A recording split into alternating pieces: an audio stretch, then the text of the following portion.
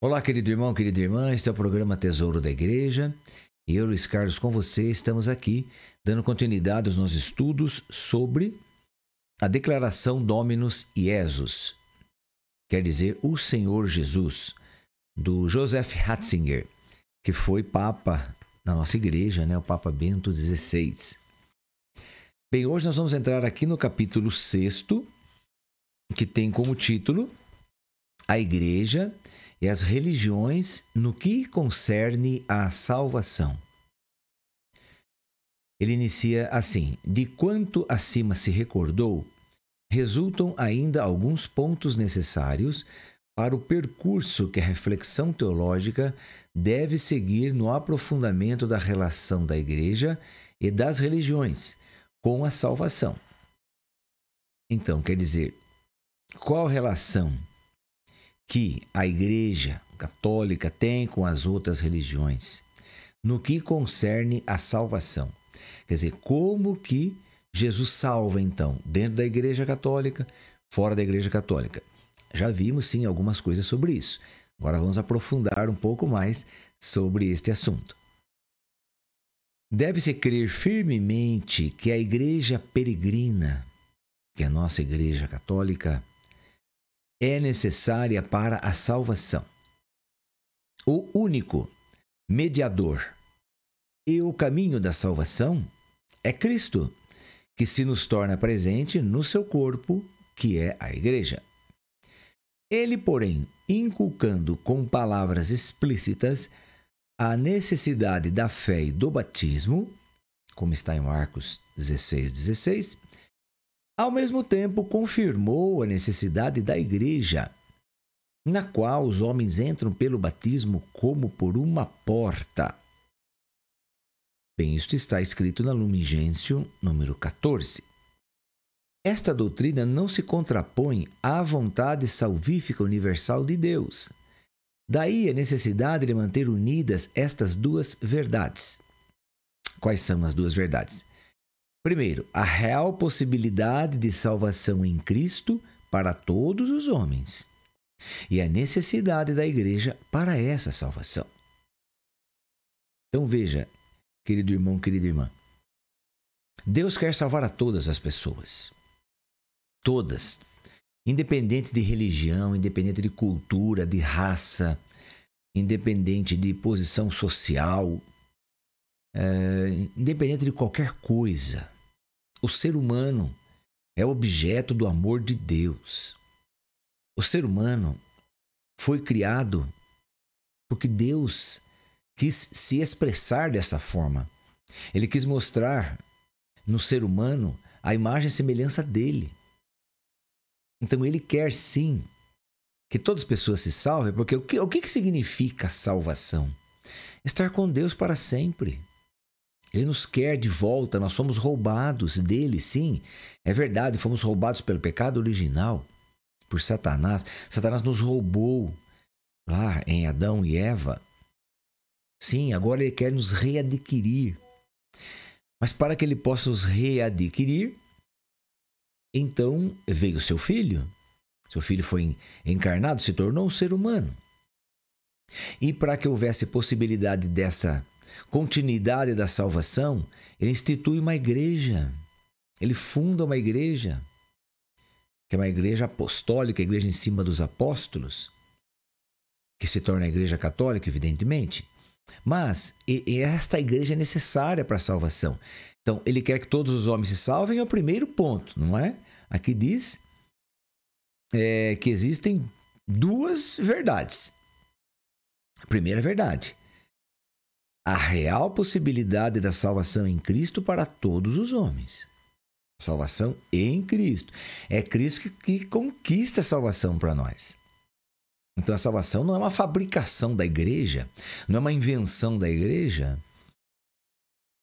A salvação vem de Deus. Vem de Deus, porque o Filho dele, o Verbo, o Filho legítimo de Deus, o único Filho de Deus, veio de Deus e se encarnou. Então, quer dizer, a salvação vem de onde? Vem de Deus. Então, não vem de qualquer coisa criada pelo ser humano, não. Vem de Deus. Agora, esse Deus que se encarnou fundou uma igreja. e deixou nesta igreja todos os meios de salvação possíveis. Então, esta igreja é uma necessidade dela existir. Então, são duas verdades. Primeira verdade, a real possibilidade da salvação em Cristo para todas as pessoas. Segunda verdade, necessidade da igreja para essa salvação. Então, sem a igreja não tem salvação. Não é verdade? Por isso nós temos aquele axioma, que não é um dogma, mas é uma verdade de fé também. Só não foi dogmatizada, mas ela diz, fora da igreja não há salvação. Por que fora da igreja não há salvação? Porque a igreja ela é necessária para a salvação. Ah, mas e quem não entrar nessa igreja, como que faz? Então, bem, é isso que nós vamos ver aqui. A igreja, então, continuando, a igreja é sacramento universal de salvação, como está no documento Lumen Gentium. É um documento, uma constituição dogmática, que foi elaborada no Concílio Vaticano II, que foi o último concílio que nós tivemos na igreja. Então, diz assim, a igreja é sacramento universal de salvação, porque sempre unida de modo misterioso e subordinada a Jesus Cristo Salvador, que é a sua cabeça, tem no plano de Deus uma relação imprescindível com a salvação de cada homem. Ah, mas se estiverem fora da igreja, se for outra religião? Pois então, é isso que nós vamos ver aqui. Como que isso acontece?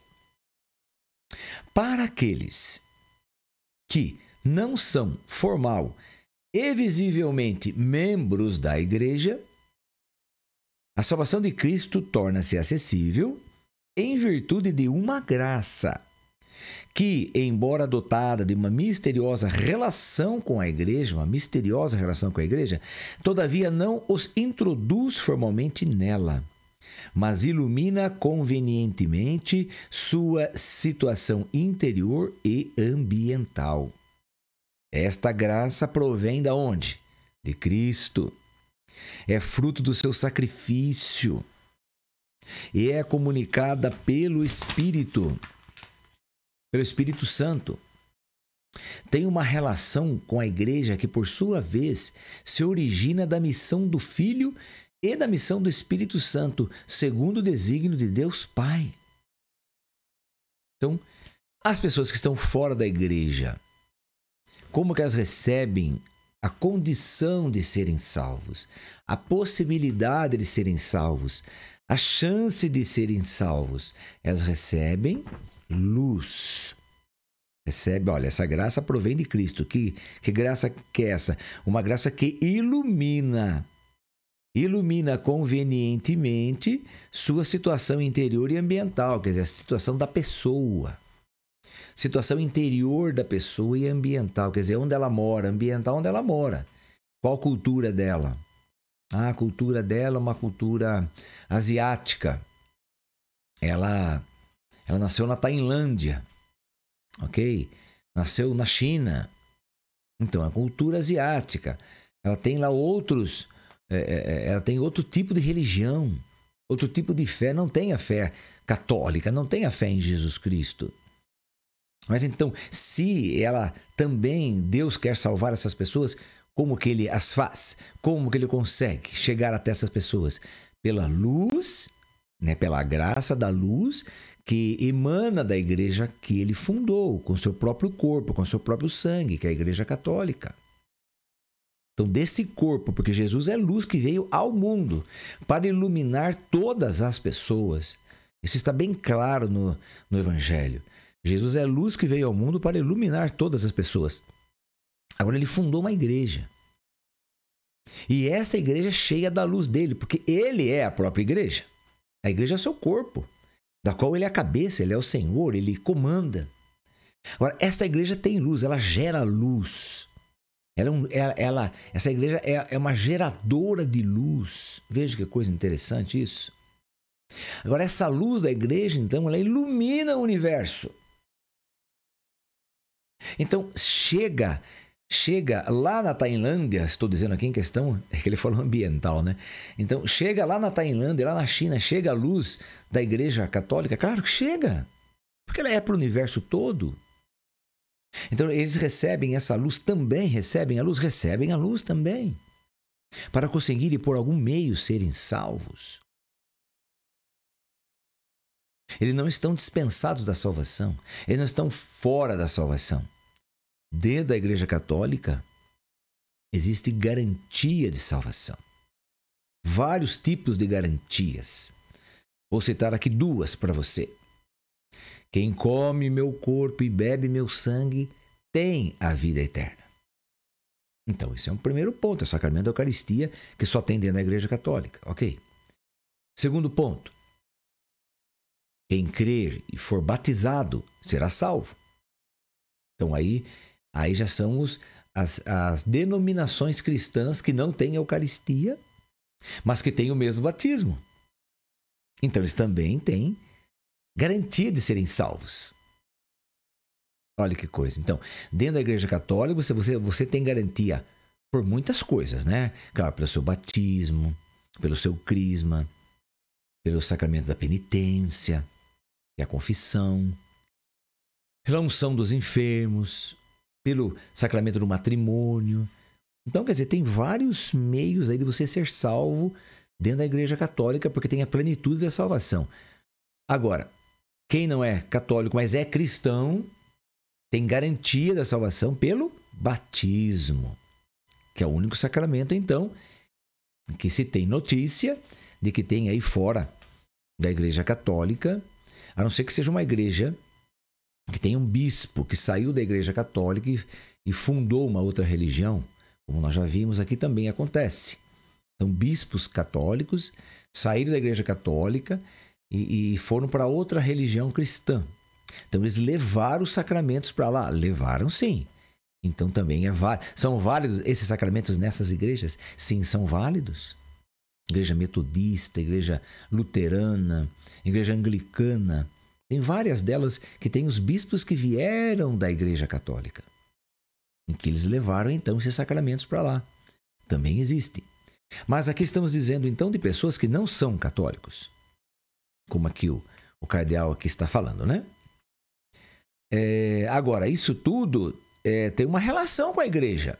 A pessoa não é católica, mas mesmo não sendo católica, ela tem uma relação com a Igreja Católica? Tem, sim.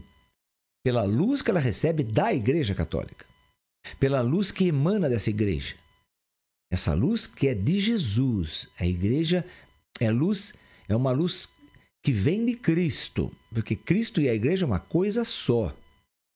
A Igreja Católica. Então, Cristo e a Igreja Católica é uma coisa só. Então, se Cristo é luz, a igreja é luz. Se Cristo ilumina, a igreja ilumina, já que eles são uma coisa só. E essa luz, então, vai iluminando os povos, vai iluminando as religiões, as culturas, vai iluminando. Essas pessoas vão encontrando nessa luz que recebe de Cristo, vai encontrando meios de serem salvas. Bem, continuando. Quanto ao modo como a graça salvífica de Deus, dada sempre por Cristo no Espírito, e em relação misteriosa com a Igreja, atinge os não cristãos, o Concílio Vaticano II limitou-se a afirmar que Deus dá, então, essa salvação por caminhos só por Ele conhecidos. Então é verdade. Deus é Deus.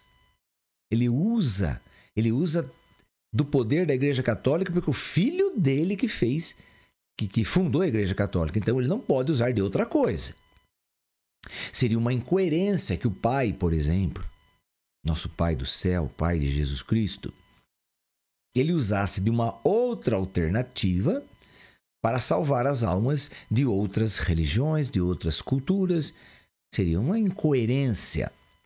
Então ele usa do que o filho dele fez, porque tudo que o filho dele fez agradou muito ao Pai. E o Pai lhe outorgou toda a glória que só ele pode ter. Ele deu a Cristo essa glória maravilhosa, então o Filho possui essa glória. Só Ele possui, meu querido irmão, minha querida irmã. Ninguém mais possui essa glória, a não ser esse Filho. E foi dado o nome acima de todo o nome.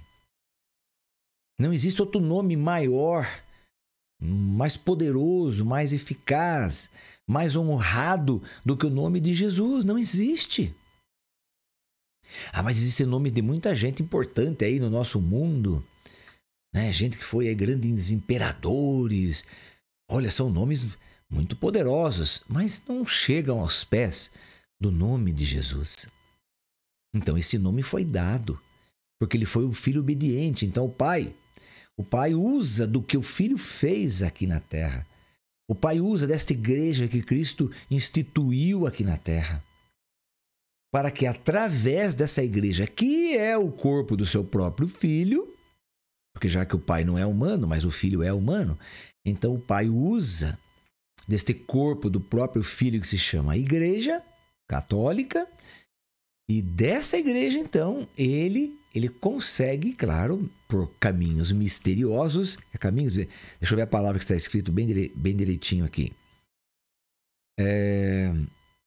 Por caminhos só por ele conhecidos. Caminho misterioso, sim, mas a frase aqui fica bem mais bonita assim: por caminhos só por ele conhecidos. E aí ele vai, então, buscando salvar as pessoas do mundo todo. A teologia esforça-se por aprofundar a questão. Deve-se encorajar esse esforço teológico que, sem dúvida, serve para aumentar a compreensão dos desígnios salvíficos de Deus e dos caminhos que os realizam. Todavia, de quanto acima foi dito sobre a mediação de Jesus Cristo e sobre a relação única e singular que a Igreja tem com o reino de Deus entre os homens, que é substancialmente o reino de Cristo, Salvador universal, seria obviamente contrário à fé católica, considerar a Igreja como um caminho de salvação ao lado dos constituídos pelas outras religiões, como se estes, os caminhos de outras religiões, fossem complementares à Igreja ou até substancialmente equivalentes, embora convergindo com ela para o reino escatológico de Deus. Então isso nós não podemos acreditar nisso, não é verdade? Nós temos que entender que as outras religiões não estão no mesmo patamar da Igreja Católica fundada por Jesus Cristo, que elas não estão em plano de igualdade. Essas outras religiões, outras denominações, outras crenças, outras doutrinas, elas não estão em pé de igualdade.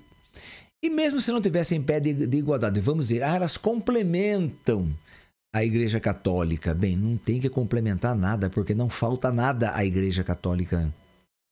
Porque a Igreja Católica é o próprio Cristo, é o próprio Senhor. A Igreja e Jesus é uma coisa só. A igreja é Jesus. Vamos firmar assim. A Igreja Católica, ela é Jesus. E Jesus é a Igreja Católica, porque os dois, né? Ambas as realidades formam um só corpo. Então, se o Filho de Deus veio para salvar o ser humano, mas veio faltando alguma coisa, que tipo de Salvador é esse? Que vem faltando alguma coisa? Faltou isso, faltou aquilo, agora tem que criar outras igrejas, fundar outras igrejas, que foi fundada pelos homens, para complementar a salvação que Jesus trouxe do céu. Mas ele é Deus. Como que Deus vai deixar faltar alguma coisa à salvação? Como que vai deixar? Isso não existe, isso é uma incoerência. Isso é uma insensatez. Isso não pode ser considerado assim. Não pode. Não devemos nunca acreditar nisso. Ok? É isso que o José Ferrat está deixando bem claro aqui para nós, não é? Que foi o nosso querido Papa Bento XVI. Ele continua: sem dúvida, As diversas tradições religiosas contêm e oferecem elementos da religiosidade que procedem de Deus. Sim, é verdade. E fazem parte de tudo quanto o Espírito Santo opera no coração dos homens e na história dos povos, nas culturas e religiões. Sim, nós sabemos disso. Nós sabemos que nessas religiões opera de um meio que só Deus conhece a salvação. Sim, opera. A salvação também está lá nessas religiões. Não sabemos como. Não sabemos por que meios está lá, como que Deus fez isso, não sabemos. O que nós acreditamos, o que nós ensinamos na nossa teologia, é isso que nós acabamos de ler aqui. Que a luz perfeitíssima que está na Igreja Católica, ela ilumina todas as outras religiões, culturas, povos e nações. Ela ilumina. Então, isso que nós devemos ter bem claro aqui na nossa mente, ok? Vamos lá, continuando aqui. Com efeito, algumas orações e ritos das outras religiões podem assumir um papel de preparação ao Evangelho, enquanto ocasiões ou pedagogias que estimulam os corações dos homens a se abrirem à ação de Deus. Então vamos lá, vamos entender isso. Algumas orações que estão em outras igrejas, em outras culturas, em outras religiões, em outras doutrinas. Elas têm orações lá? Tem. Elas têm seus ritos. O rito do seu culto? Tem também. Essas orações, esses ritos podem assumir um papel de preparação ao Evangelho, quer dizer, elas podem preparar o coração das pessoas para receber o Evangelho? Pode preparar, sim. E prepara. Pode e acontece. Então, estimulam, aí as pessoas, ao receberem esse Evangelho, são estimulados os corações dos homens a se abrirem à ação de Deus? Sim, são estimulados a se abrir à ação de Deus, embora não conheçam a revelação plena. Não conheçam quase nada da revelação que Deus trouxe para nós. Mas o coração deles, de alguma forma que o homem não conhece, que nós não conhecemos, é preparado para receber a ação de Deus. Não se pode, porém, atribuir-lhes a origem divina, nem a eficácia salvífica ex opere operato, né? Está aqui escrito em latim, que é própria dos sacramentos cristãos. Claro que não. É como eu já disse, pelos sacramentos nós encontramos a salvação plena, pelos sacramentos. Mas se não tem nessas igrejas os sacramentos, então eles não têm o ex opere operato. Quer dizer, a operação plena do Senhor. Eles não têm. Mas eles têm de alguma forma, por caminhos que só o Senhor conhece, eles são tocados por Deus nos seus corações. Então eles podem se abrir a essa ação salvadora de Deus, se abrirem seu coração para Deus. Embora muitas vezes eles não entendam Deus como a gente entende. Por exemplo, no islamismo, eles não têm o Deus Trindade, não tem o Deus que é Pai, Filho e Espírito, mas acreditam no Deus Alá, que, se nós formos observar, é o mesmo Deus. É o mesmo Deus. Porém, eles não aceitam a Trindade, como nós entendemos que existe. Ok? Como foi revelado. Mas aí está. Mas então Deus não vai operar lá porque eles não acreditam na Trindade? Não é isso, claro que acreditam. Ou melhor dizendo, desculpa, claro que Deus vai operar, mesmo eles não entendam esse entendimento pleno. Por outro lado, não se pode ignorar que certos ritos, enquanto dependentes da superstição ou de outros erros, são mais propriamente um obstáculo à salvação. Então, existem muitos ritos que são obstáculo, como vai falar aqui São Paulo em 1 Coríntios 10, de 20 a 21. Deixa eu ler aqui para você. 1 Coríntios 10, de 20 a 21, vai dizer assim: não, as coisas que os pagãos sacrificam-nas a demônios e não a Deus. E eu não quero que tenhais comunhão com os demônios. Não podeis beber ao mesmo tempo o cálice do Senhor, que é o sangue de Cristo, e o cálice dos demônios. Não podeis participar ao mesmo tempo da mesa do Senhor e da mesa dos demônios. Então, quer dizer, tem aí situações, tem ritos que são bastante contrários ao rito católico, à verdade de Deus, ao que Jesus trouxe para nós? Sim, sim. Isso aí se transforma num obstáculo à salvação destas pessoas. Mas Deus vai desistir dessas pessoas? O Pai vai desistir? Não vai desistir. Isso que eu quero deixar bem claro a você. Não vai desistir. Mesmo que os ritos dessas pessoas sejam totalmente equivocados, totalmente contrários às leis de Deus, contrário ao Evangelho de Cristo. Mesmo que seja assim, isso seja obstáculo, quer dizer, está atrapalhando a salvação de Deus para essas pessoas nesse tipo de doutrina, de cultura. Está atrapalhando? Sim, está atrapalhando. Mas Deus não vai desistir destas pessoas. Porque Deus ama a todos igualmente. Os que estão dentro da Igreja Católica, os que estão fora da Igreja Católica, os que são contra a Igreja Católica, enfim. Ele ama a todos, porque Ele é Pai de todos, não é? Ele criou a todos e quer tê-los de volta. Bem, querido irmão, querida irmã, então, sabemos que esse estudo, claro, é um estudo, como eu já havia prometido a vocês desde o início, né? Quando nós começamos a estudar esse documento, eu já prometi a vocês que seria um estudo profundo sobre Jesus Cristo como Senhor, como Salvador.